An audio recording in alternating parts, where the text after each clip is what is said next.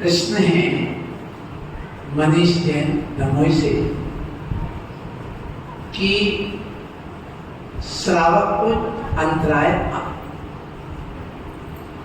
आता है देने में, उसको दोष लगता आहार देने में यदि अंतराय आया है तो मुनि को है, तो दोनों को होता है। मुनि के लाभांतराय कर्म का क्षयोत्सव जब समाप्त हो जाता है और श्रावक को दानांतराय का उदय आता है। मुनि को लाभ मना था, हाथ यूं किया और आप दे रहे थे, तो मुनि को लाभ नहीं हो पाया, नहीं मिल पाया, तो अंतराय किसको हुआ? मुनि को। और आप देना चाह रहे थे पर नहीं दे पाए आगे, तो देने वाले को दानांतराय और लेने वाले को लाभांतराय का उदय आता, तभी अंतराय होता है। यदि मुनि महाराज के लाभांतराय कर्म का उदय है और तुम्हारा दानांतराय का है, तो तुम्हें बीमारी हो जाएगी, गिर जाओगे, कुछ भी ऐसी घटना हो जाएगी, तुम हट जाओगे, या साधु उठ करके दूसरे चौके में चले जाएंगे, तुम्हारा खाली रह जाएगा। तो उसमें साधु को तो दानांतराय कर्म का माने लाभांतराय कर्म का दोष नहीं आया, किसको आया? श्रावक। और मान लो साधु तुम्हारे चौके से लौट रहे और वो आटू उपवास करके बैठ गए, तो उनके लाभांतराय कर्म का उदय आया, पर तुम्हारे यहाँ दूसरे साधु पहुंच गए, आपने आहार दे लिया, तो ऐसी भी घटना होती है। परंतु दोष किसको आता है? दान देने वाले को ज्यादा दोष आता है यदि अंतराय मुनि को हो जाए तो। क्योंकि तुमने देखा नहीं, 90% क्या 99% अंतराय असावधानी से ही होते हैं। पहली असावधानी, आप बहुत ज्यादा आइटम बना के रखते कि सोध ही नहीं पाते, एक गलती। दूसरी गलती कि आप लोगों के सारे बाल सूर्पणखा जैसे खुले रहते हैं, कोई ढक करके रखते हैं, चंडिका देवी बन जाते सब। तो ये नहीं, हमेशा सिर ढका होना चाहिए। हम लोग बड़ी बड़ी फैक्ट्री में जाते जब नमकीन सेव आदि बनते हैं जो मार्केट में बिकने वाले, वहां पर पूरे एक कैप आता है वो लगा देते हैं, लेकिन तुम लोग पूरे खोल के रखते, इतने बड़े बड़े बाल नहीं देखते। आज महाराज को भी कम से कम 9 इंच का बाल आया, नहीं दिख रहा, लटक रहे तो भी नहीं दिख रहे। इसका मतलब तुमने देखे नहीं। कोई भी चीज देते हो तो एक बार उसको ऊपर देखो, नीचे देखो, पर जल्दी पड़ी है क्या? नहीं, तो एक अंतराय कर्म ऐसे। तीसरी बात यह है कि आप लोग बहुत जल्दबाजी करते हैं। चौथी बात है कि आप लोग भीड़ लगा करके जो चौके वाला होता उसको तो देने मिलते ही नहीं, आप ही सब देना चाहते। अभी कड़ी नहीं दी, अभी दाल नहीं दी, अभी दूध नहीं दिया, अभी फल नहीं दी, अभी एक गिलास दे दिया, आपने खिसक जाओ वहां से। जब ज्यादा भीड़ होती तब भी असावधानी होती है, इसलिए सावधानी रखो, असावधानी से बचो, भीड़ कम लगाओ। आप लोग आहार देते हैं, एक बार दे दिया तो फिर संतुष्ट हो जाओ, वहां से निकल करके अपना धंधा पानी घर गृहस्थी देखो, वहां पर हमेशा खड़े मत रहो। अगला प्रश्न लेकर के हमारे बीच में श्रीमती प्रीति जैन, खतौली, उत्तर प्रदेश। आचार्य जी, हमें धर्म कैसे करना चाहिए? नमस्कार। अच्छी बात। प्रश्न है धर्म कैसे करना। धर्म 2 प्रकार का है, एक मुनि धर्म और एक श्रावक धर्म। श्रावक धर्म करने वाले को सुबह से उठ करके सागार धर्मामृत में स्पष्ट दिया कि गृहस्थ कैसे धर्म करे। तो सुबह से उठे पंच नमस्कार मंत्र का जाप करें, एक माला करें। पंच परमेष्टि को 5 मिनट के लिए ध्यान करें। भगवान में भी, सिद्ध बनों में भी, अनंत बनों, उनके गुणों का अनुवाद करके, गुणानुवाद करके, उनका ध्यान करके, और उसके बाद स्नान आदि करें, शुद्धि वगैरह करें, फ्रेश हो, घर के जो भी काम है थोड़े बहुत आवश्यक उनको करके, घर से स्नान करके, द्रव्य लेकर के, शुद्ध वस्त्र पहन के मंदिर आए और जिनेंद्र देव की पूजा करें। अभिषेक करने वाले अभिषेक करें, पूजा करने वाले पूजा करें, और अभिषेक पूजा करने वाले दोनों करके एक स्वाध्याय करें। तो देव पूजा पर गुरु उपासना में, भगवान की पूजा में देव शास्त्र गुरु की पूजा कर लिया तो उसमें आपके स्वाध्याय भी गर्भित हो जाता। देव पूजा गुरु उपासना स्वाध्याय। फिर इसके बाद में यहाँ से जाओ, एक नियम लेके जाओ संयम का, कि मैं आज ब्रह्मचर्य का पालन करूंगा, एक बार भोजन करूंगा, एक कुछ लेकर के देख के गए, चला गए। वहां जाओ, घर में भोजन बनाओ, एक सोच करके कि हमारे लिए मुनि महाराज आए तो हम उनको आहार दे सकें, ऐसा सोच करके घर जा करके भोजन शुद्ध तैयार करो।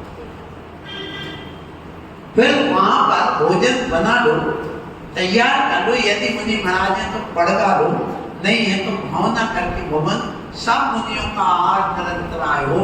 और मेरा आज कैसे पाप का पौधा है कि मुनि नहीं मेरे नगर में, कोई बात नहीं, सब मुनि का निरंतर आहार हो और मैं भी आहार कर रहा हूँ। आज मुनि महाराज का आहार नहीं हो पाया, नहीं दे पाया, मैं श्रावक के व्रतों का पालन नहीं कर पाया, तो आज मैं केला नहीं खाऊंगा, आज मैं फल सेव फल नहीं खाऊंगा, कोई एक फल का रस आदि का त्याग, सुनता भी हो गया, और उसका त्याग कर दिया तो दान के रूप में भी हो गया।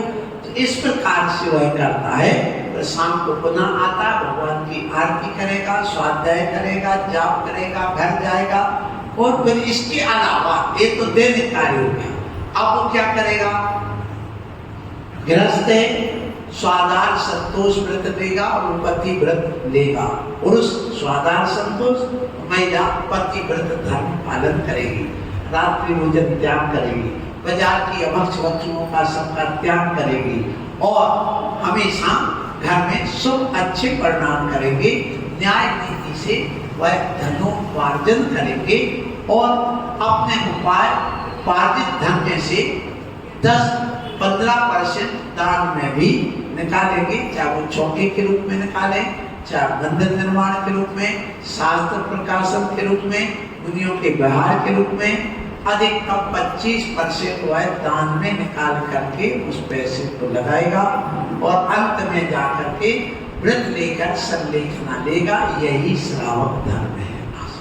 अगला प्रश्न लेकर के हमारे बीच में श्रीमती सुनीता जैन उपस्थित हो रही है आज, और आप लोग अपना प्रश्न महाराज जी, मेरा बीच में प्रश्न ये है कि भगवान जी का पाठ सुबह सुबह पढ़ना चाहिए या शाम को भी पढ़ लेना चाहिए? प्रश्न है, भक्तामर का पाठ कब पढ़े? 24 घंटे में जब समय मिले तब पढ़े, कोई निषेध नहीं है, क्योंकि वह भगवान की स्तुति है, भक्ति है, मंत्र है, वो भी बीज पद के रूप में है।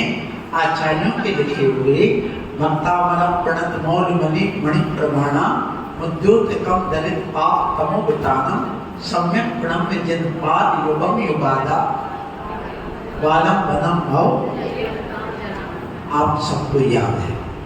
तो ये पद पढ़ लिया तो जैसे नमोकार मंत्र पढ़ते वैसे ही हो गया। तो जैसे नमोकार मंत्र कभी भी पढ़ सकते हैं, वैसे भक्तामर का कोई भी पद कभी भी पढ़ सकते हैं। खाते पीते अशुद्धि में ना पड़े, बस आशीर्वाद। अगला प्रश्न लेकर के हमारे बीच में श्रीमती प्रमिला जैन अपना प्रश्न लेकर के उपस्थित हो रही है। नमस्ते महाराज जी। नमस्ते महाराज जी। महाराज जी, मेरा प्रश्न ये है, चौक में जैसे एक दूसरे चौक पर सामान लेके जाते हैं, तो वो सामान कैसा होना चाहिए? कैसे सामान लेके जा सकते हैं? अनाज का, से बोलो, हमें सुनाई नहीं दे रहा चौकी में साहब। सामान लेकर के जाते हैं, कौन सा सामान ले जा सकते हैं, कौन सा सामान नहीं लाना अच्छा। चाहिए। प्रश्न है कि चौके में जो सामान ले जाते हैं वो कौन सा ले जा सकते हैं बाहर से? सुनिए, जो अनाज का है, और सुनिए अनाज का सामान जिसमें पानी का संयोग है, पानी जिसमें अंश के रूप में है, जैसे पूरी है, रोटी है, दाल है, कढ़ी है, ये एक ही लाइन में 7 घर इस तरफ और 7 घर इस तरफ, बीच में नाली ना हो, ये भी ध्यान रखना। यदि ओपन नाली है जिसको लांग के जाना पड़ रहा है, वो ना हो। यदि है तो नहीं ले जा सकते, और यदि नहीं है तो 7 घर तक का विधान मूलाचार में किया गया है इसका। फिर इसके बाद में रोड लांग करके नहीं ले जा सकते। और इसके अलावा जो सूखे मेवा वगैरह होते, किशमिश है, काजू है, अखरोट आदि है, या फल जो बने हुए नहीं है, और बने हैं तो डिब्बे के अंदर पूरे पैक बंद है जिसमें हवा भी ना लग सके, ऐसे डिब्बे में बंद करके ले जाना चाहिए। क्योंकि बाहर खुले ले जाओगे, खुले फलों में बहुत जल्दी वायरस एब्जॉर्ब हो जाते हैं और उसमें कई प्रकार के दोष आ जाते हैं, वो नहीं ले जाना चाहिए। और जो नालियां ओपन हो किसी के घर के सामने तो भी नहीं ले जाना। इसी नाली यदि बंद है, ऊपर से लकड़ी का पटिया है या भरसी वगैरह है, लेंटर है, तो उस पे से निकल के जा सकते हैं। यदि ओपन है तो लांग करके नहीं जाना चाहिए, ना कोई वस्तु वहां ले जाना चाहिए। बाकी फल दूध वगैरह ले जा सकते हैं। अगला प्रश्न लेकर के हमारे बीच में श्रीमान अंकित जैन उपस्थित हो रही है। अपना प्रश्न लेकर के उनका नमोस्तु नमोस्तु नमोस्तु। आचार्य श्री, किस जीव का पुण्य ज्यादा होता है, तीर्थंकर प्रकृति के बंध वाले, या कामदेव सोधर्म इंद्र, या चक्रवर्ती का? प्रश्न है कि कामदेव, चक्रवर्ती, सौधर्मेंद्र, तीर्थंकर, नारायण, पृथ्वी नारायण आदि 63 सलाह का पुरुष और इंद्र 100 इंद्र होते हैं। इनमें से सर्वश्रेष्ठ पुण्य किसका होता है? तो तीर्थंकरों का पुण्य सर्वश्रेष्ठ होता है। इसलिए कि तीर्थंकर के सामने चक्रवर्ती भी नतमस्तक होता है, सौधर्म इंद्र भी होता है, और सभी इनको नमन करते हैं। 3 लोक में सबसे ज्यादा शक्ति इनके पास होती है, और सब जीवों को कल्याण कराने का इनके पास अधिकार होता है। उपदेश यही देते हैं। और ऐसे तीर्थंकर सर्वश्रेष्ठ पुण्य लेकर आते और नियम से मोक्ष ही जाते हैं। और मोक्ष इंद्र नहीं जाएगा, चक्रवर्ती का कोई ठिकाना नहीं, जाएगी। लेकिन तीर्थंकर का नियम है कि वो मोक्ष जाएगा और दूसरों को भी मोक्ष का रास्ता बताएगा। इसलिए वह धर्म तीर्थ के नायक होने से सर्वश्रेष्ठ पुण्यात्मा माने गए हैं।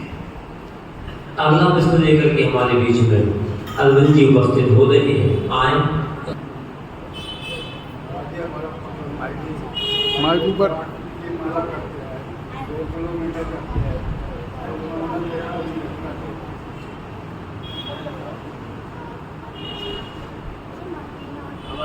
आप रिकॉर्ड द्वारा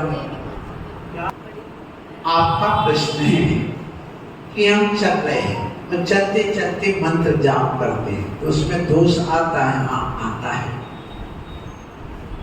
दोष आता है। उस समय से नमोकार मंत्र पढ़ने का विधान है। तो ऐसे पढ़ते हुए चलते हुए यदि जाप तुमने नियम लिया कि हम 1 लाख जाप करेंगे, 2 लाख जाप करेंगे तो कर सकते हैं। लेकिन प्रायश्चित का जाप नहीं कर सकते, प्रतिक्रमण का जाप नहीं कर सकते, सामायिक के जाप नहीं कर सकते। सामान्य रूप से जाप करते हुए का निषेध नहीं है, परंतु वो सामान्य में भी दोष माना गया है, इसलिए उसको आगे पीछे भी एक एक कायुसर करना चाहिए प्रायश्चित के रूप में। आज का कार्यक्रम यहीं पर समाप्त हो रहा है। कल फिर उपस्थित होंगे नए प्रश्नों के साथ, जहां भी रहेंगे। कुमार जी जैन, खतौली, उत्तर प्रदेश, भारत। नमस्कार नमस्कार नमस्कार।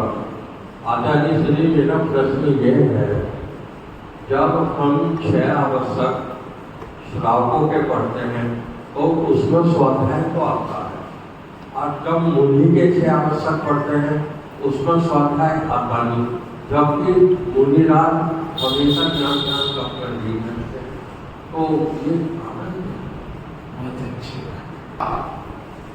जो प्रश्न आया कि श्रावक के देव पूजा, गुरु वास्ते, स्वाध्याय, संयम, तप और दान, इसमें श्रावक के व्रतों में तो स्वाध्याय आ रहा है, लेकिन मुनि महाराज के जो सब आवश्यक है, समता समारे, स्तुति उचारे, वंदना जिन देव को, नित्य करें प्रत्याख्यान, प्रतिक्रमण तजे तन आए वेद को, इसमें स्वाध्याय नहीं।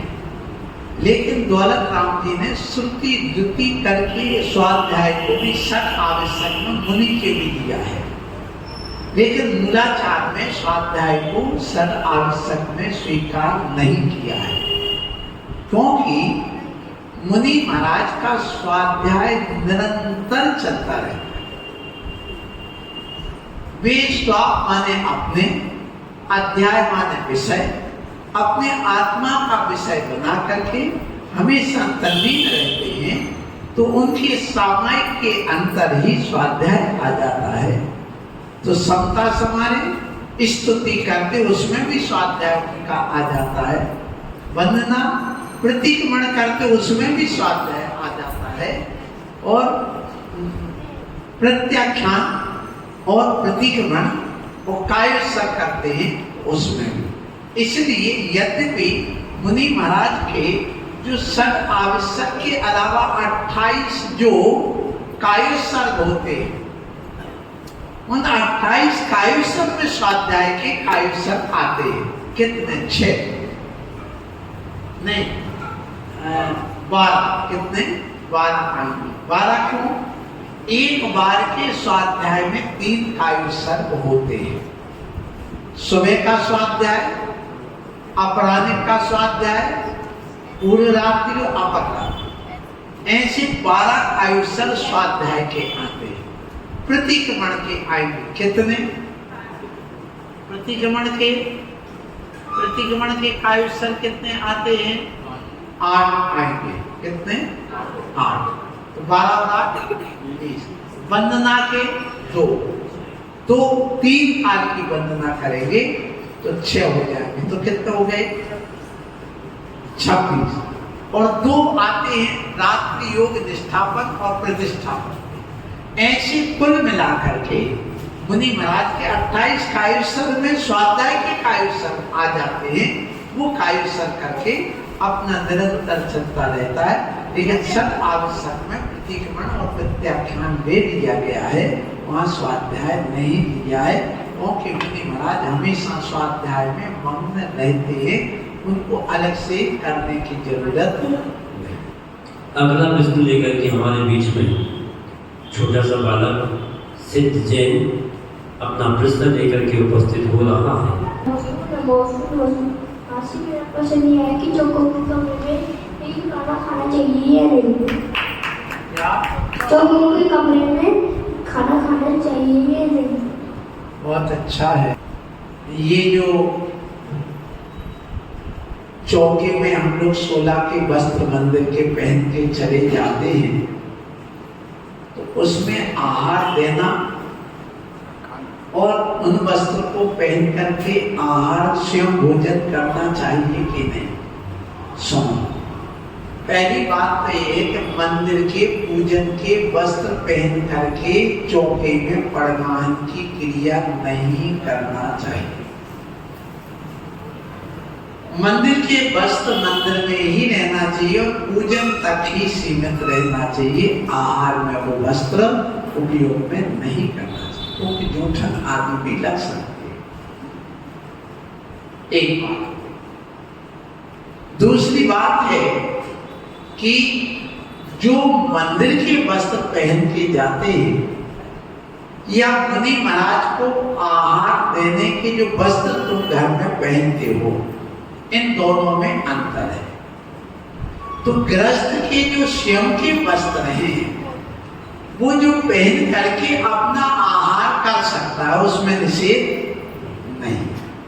जो घर के स्वयं के हो तो उनके निषेध नहीं, परंतु उनको पहन करके भोजन करके फिर महाराज को पड़काने आदि की क्रिया नहीं करने, उन वस्त्र को धोना चाहिए, 16 की बना करके फिर करना चाहिए। आशीर्वाद। अगला प्रश्न लेकर के हमारे बीच में श्रीमान मनीष जैन, दमोह, मध्य प्रदेश, भारत। उनका प्रश्न ये है कि आपके जब मुनि महाराज के चौका होता है, मुनि महाराज की आहारचर्या होती है, किसी कारणवश अगर उनको अंतराय आदि आता है, उसका दोष देने वाले के खाते में